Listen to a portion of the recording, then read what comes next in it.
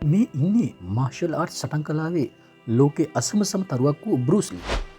මේ ඉන්නේ ඔහුගේ පුතා බ්‍රැන්ඩන් ලි. පුදුම කියන්නේ මේ දෙන්නම අද වෙනකොට මේ ලෝකෙ නෑ. මේ දෙදෙනාගේම මරණයන් අතිශය අභිරහස් මෙන්ම අවාසනාවන්ත සිදුවීම් ලෙස සලකනවා.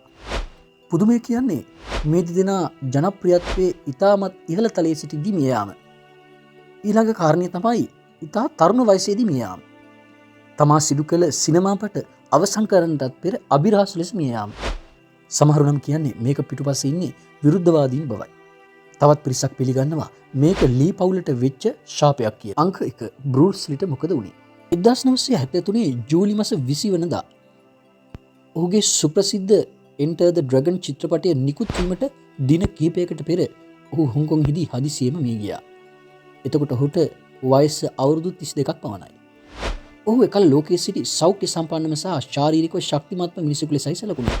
මීට හේතු වුණේ එදින සවස ඇති වූ හිසර දෙයක් නිසා ඔහු ඉක්වජෙසික් නම් වේදනානාශක පිත්තක් ලබාගෙන නිදාගෙන තිබෙනවා. පසුව ඔහුව අවදි කිරීමට උත්සාහ කළත් ඔහු නැවත අවදි වුණේ නැහැලු. වෛද්‍ය වාර්තාවල සඳහන් වෙන්නේ එම ඖෂධයට ඔහුගේ ශරීරය දැක් වූ ආසාත්මිකතාවක් හේතුවෙන් ඔහුගේ මොළය ඉදිමීමකට ලක් වුණා කියලා. කෙසේ වෙතත් ඔහුගේ මරණය පිටුපස්ස චීන රහස් කලි සිටින බවට සහ මේ ශාපයක් නිසා සිදු වූ බවට එකල විවිධ කටකතා පැතිරුණා. තාත්තා අවාසනාවන්ත ලෙස මිය ගියත් පුතා ඊටත් වඩා අවාසනාවන්ත ලෙස මිය ගියයි කිව්වොත් ඔබ පිළිගන්නවද? පියාගේ අඩිපාරේ යමින් සටන් කලා නළුවෙකු ලෙස හොලිවුඩයේ කිපී පෙනෙන ගමනක් ආරම්භපු බ්‍රැන්ඩන් ලී මිය යන විට ඔහුගේ වයස අවුරුදු 28ක් පමණයි. ඔහුගේ මරණය සිදු වූයේ සිනමා කට්ටලයක් තුළ සිදු වූ දරුණු අනතුරකින්. 1993 මාර්තු 31 වෙනිදා හරියටම ද ක්‍රෝ චිත්‍රපටයේ අවසන් දර්ශන කීපය රූගත කරමින් සිටියේදී මෙම අනතුර සිදු වුණා. මීට හේතුව ලෙස දැක්වුණේ එක් දර්ශනයකදී තවත් නළුවෙකු විසින් බ්‍රැන්ඩන්ට ව්‍යාජ උණ්ඩ යෙදූ ගිනියවිකින් වෙඩි තැබීමට නියමිතව තිබුණා. නමුත් පෙර දිනක රූගත කිරීම සඳහා භාවිතා කළ සැබෑ උණ්ඩයක කොටසක් නොදැනුවත්කමින් තුවක්කු බටය තුළ රැඳී තිබී ව්‍යාජ උණ්ඩේ පත්තු වන විට එම සැබෑ උණ්ඩ කොටස මාරාන්තික වේගයෙන් පැමිණ බ්‍රැන්ඩන්ගේ උදරයට වැදුණා. පැය කිහිපයක සැත්කමකින් පසුවත් ඔහුව බේරා ගැනීමට හැකි වුණේ නැහැ. හුඟ දෙනෙක් කීවා මේක ලී පවුලේ ශාපයක් කියලා.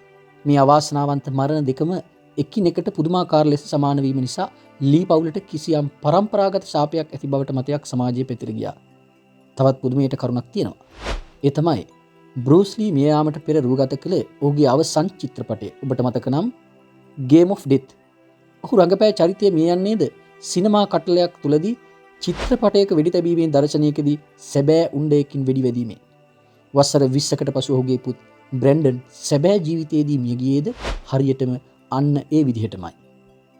අපිට දැනගන්න ලැබෙන විදිහට බෲස් ලීගේ පුත් බ්‍රැන්ඩන් ලී රඟපෑ අවසාන චිත්‍රපටය ද ක්‍රෝ චිත්‍රපටයේ අනිත් අවසන් කොටස් කිහිපය රඟපෑමට ඔහු හා සමාන අය ගන්න සිද්ධ වුණා කියලාත් ආරංචි වෙනවා. බෲස් ලී සහ බ්‍රැන්ඩන් ලී අද වෙනතුරු සිටියානම් සිනමාව මොනතරම් සුන්දර වෙලා තියෙයිද? ඉතින් ඔබ මොකද හිතන්නේ මේ දෙදෙනාගේ මේ අවාසනාවන්ත සිදුවීම් ගැන? කමෙන්ට් කරගෙන යන්න අමතක කරන්න එපා.